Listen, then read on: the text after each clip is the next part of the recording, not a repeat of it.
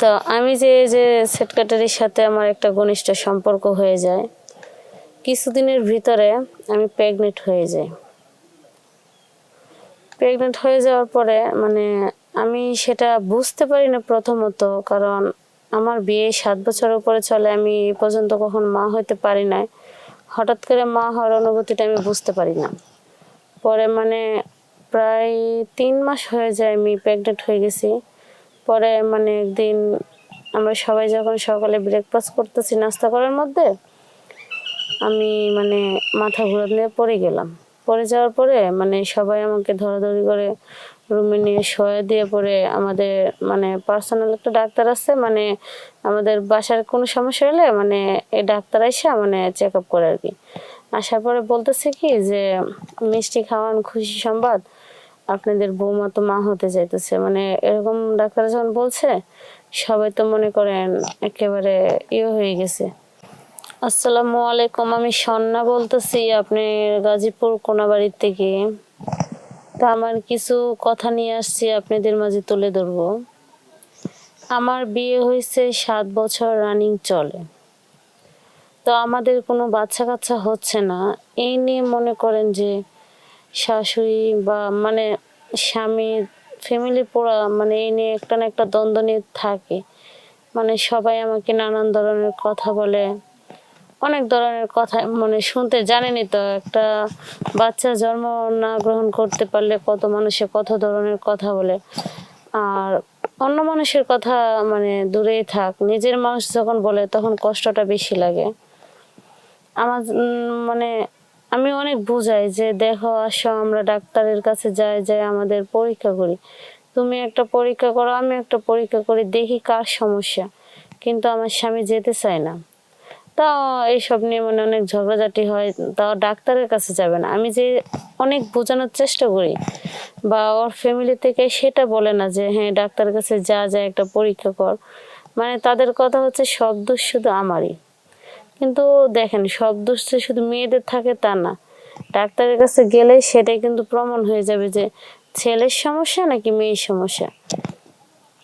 এভাবে যায় না, অনেক ধরনের কথাবার্তা বলে। তো মনে করেন কি করব, যেহেতু বাচ্চা হয় না, আমি সবার কথা শুনি, অনেক ধরনের অনেক কথাই শুনতে হয়, শুনে কান্না করে থাকি। কিন্তু দেখেন, আমাদের ভালোবাসা কোনো দিক দিয়ে কমতি হয় না। আমরা মনে করেন মাসে 30 দিনের মধ্যে 30 দিনও আমাদের ভালোবাসা অটুট হইতেছে, এমনকি মাসে 25 দিনও হচ্ছে।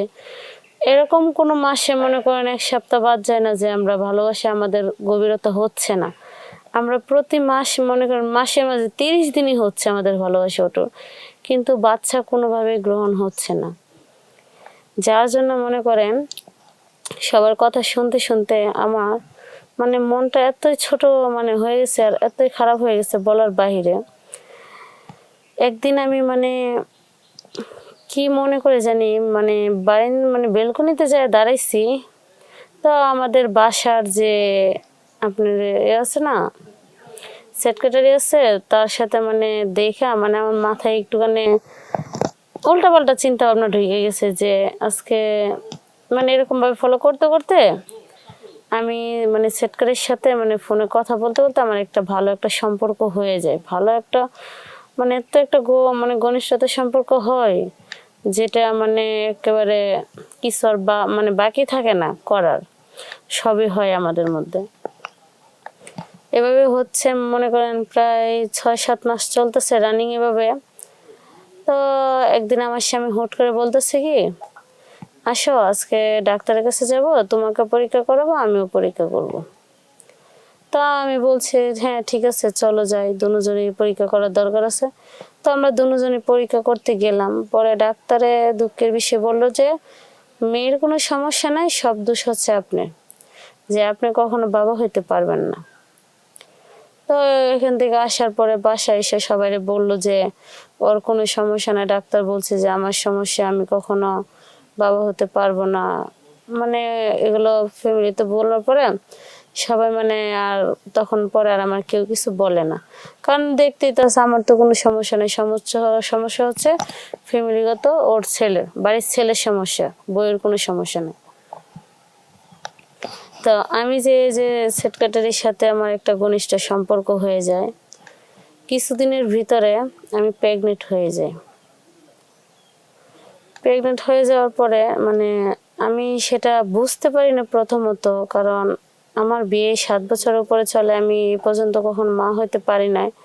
হঠাৎ করে মা হওয়ার অনুভূতিটা আমি বুঝতে পারি না। পরে মানে প্রায় 3 মাস হয়ে যায় আমি প্রেগনেন্ট হয়ে গেছি। পরে মানে একদিন আমরা সবাই যখন সকালে ব্রেকফাস্ট করতেছি নাস্তা করার মধ্যে, আমি মানে মাথা ঘুরে পড়ে গেলাম। পড়ে যাওয়ার পরে মানে সবাই আমাকে ধরাধরি করে রুমে নিয়ে শোয়া দিয়ে, পরে আমাদের মানে পার্সোনাল একটা ডাক্তার আছে, মানে আমাদের বাসার কোনো সমস্যা হলে মানে এই ডাক্তার এসে মানে চেক আপ করে আর কি। আসার পরে বলতেছে কি যে মিষ্টি খাওয়ান, খুশি সংবাদ, আপনাদের বৌমা তো মা হতে চাইতেছে। মানে এরকম ডাক্তার যখন বলছে, সবাই তো মনে করেন একেবারে হয়ে গেছে, আতঙ্ক হয়ে গেছে, কি রে এটা কি, মানে ডাক্তারের সামনে তখন কিছু বলে না। পরে ডাক্তার যাওয়ার পরে যখন আমি আস্তে আস্তে উঠলাম, তখন আমার বলতেছে যে এটা কি করে সম্ভব, এই বাচ্চা তো আমাদের পরিবারের না। তখন আমি বুঝতে পারলাম যে এই ক্যারেক্টার যে সেক্রেটারির সাথে যে আমার যে একটা ঘনিষ্ঠ সম্পর্ক হয়ে গেছিল, সেটা তারই বাচ্চা। কারণ আমার স্বামীর তো বাচ্চা যদি হইতো, তাহলে আমাদের বিয়ে 7 বছর উপরে রানিং চলতেছে, এতদিন হওয়ার কথা ছিল। যেহেতু আমি ওর সাথে সম্পর্ক করলাম 4 থেকে 5-6 মাস হয়ে গেছে, তারপরে আমি গর্ভবতী হলাম, তাহলে তো এটা ওর বাচ্চাই। তখন আমি তার কিছু বলতে পারতেছি না। মানে সবাই মানে ফ্যামিলি থেকে আমাকে অনেকে অনেক ধরনের প্রশ্ন করতেছে, আমি কারোর প্রশ্নের উত্তর দিতে পারতেছি না। না দেওয়ার কারণে মানে এরকমই অবস্থা, মানে আমি না বলে কিছুতে পারতেছি না। পরে আমি আমার নিজের ভুল স্বীকার করলাম যে হ্যাঁ আমি এটা করছি, যে সবাই তো আপনারা আমাকে অপমান দেন যে আমার সমস্যা আমার সমস্যা, আমার সমস্যার কারণে বাচ্চা হয় না। তাহলে আজকে যদি এই পরীক্ষাটা যখন আমি আগে থেকে বলছিলাম তখন যদি করতো, তাহলে কিন্তু আজকে আমার এই পজিশনে আজকে এটার জন্য আমি দায়ী থাকতাম না। তাহলে আমি তো জানতাম যে হ্যাঁ সমস্যা আমার স্বামীর, তাহলে কি আর আমি অন্য ওর দিকে নজর দিতাম না, ওর সাথে আমার তেমন কিছু করতাম, তাহলে আজকে আমার এরকম হইতো না, আর ওর সাথে আমি রিলেশনটা করতাম না। এখন আমি এটা মানে আপনাদের কথার কারণে আমার মাথায় যে কখন কি মানে ভূত চাইবে বসছে, সেটা আমি বুঝতেই পারি না। যে মানুষের কথা শুনতে শুনতে আমি এত মানে অধৈর্য হয়ে গেছি যে আমি নিচে নামতে এক বিন্দু বিদ্যাবিদ করি নাই।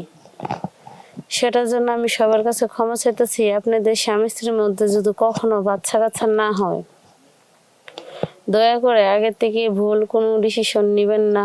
ডাক্তারের কাছে দুজন যাবেন, চেক আপ করবেন, কার সমস্যা সেটা দেখে ভালো করে ট্রিটমেন্ট নেবেন, ওষুধপত্র খাবেন, ইনশাল্লাহ আশা করি সমাধান হয়ে যাবে। আর অন্য দিক দিয়ে যায় নিজের চরিত্রর দিকে করে বা অন্য কারোর করে যে বাচ্চা নেবেন, সেটা একদমই করবেন না। সেটা সব দিক দিয়ে আপনার সমস্যা হয়ে দাঁড়াবে। আপনার ফ্যামিলির দিক দিয়ে কালার হবেন, ফ্যামিলির ভালোবাসা থেকে বঞ্চিত হবেন, সব দিক দিয়ে আপনি কি আর বলবো, কেউ আপনাকে দেখতে পারবে না, কেউ ভালোভাবে না। যেমন আজকে আমি কিন্তু ওদের কথার জন্য কিন্তু আমি এতটুকু নিচে নামতে বাধ্য হয়েছি, নয়তো কিন্তু আমি এতটুকু নিচে নামতাম না। আমি মানে চেষ্টা করছিলাম যে আমি অন্য কিছু করবো না, কিন্তু ওদের কথার কারণে, অনেক মানুষের অনেক কথার কারণে, যেটা একটা মেয়ে হয়ে এগুলো কথা সহ্য করার মতন একটা মানুষ, মেয়ে যখন মা হইতে পারে না, যখন এসব কথা শুনতে হয়, তখন মনে হয় এই মেয়েটা বাইসে থাকা থেকে মরে যাওয়া অনেক ভালো। যে মরে যাওয়ার মধ্যেও শান্তি আছে, যে বাইসে থাকার মধ্যে শান্তি নাই। তো যেহেতু আমি একটা ভুল করেই ফেলছি, আমি চাই, আমি তো ভুল করছি সেটা আমি এখন বুঝতে পারতেছি। আর আপনারা কেউ ভুলেও জেনে শুনে এরকম কোনো ভুল করেন না। স্বামীর বাচ্চা না হইলে এভাবে থাকবেন, যখন ফ্যামিলি থেকে জানবে যে স্বামীর সমস্যা, তখন আপনার ফ্যামিলি আপনাকে আপন করে নেবে, তখন আর কেউ কিচ্ছু বলবে না, সবাই আপনাকে আগের মতো ভালোবাসবে। আর যদি আমার মতো ভুল করেন, তাহলে এই ভুলের কোনো সমাধান নাই। এই যে আজকে যেমন আমার কোনো সমাধান নাই, আজকে আমি দেখেন কিরকম পজিশনে এসে দাঁড়াইছি, আপনাদেরও এরকম হবে। আমি চাই না আমার মতো আপনাদের কারো জীবন হোক। আমি চাই আপনারা সঠিকভাবে চলবেন, চোখ কান খোলা রেখে চলাফেরা করবেন, ভালোভাবে থাকবেন। আর সম্পূর্ণভাবে সেফটি থাকার চেষ্টা করবেন, ভালো থাকবেন।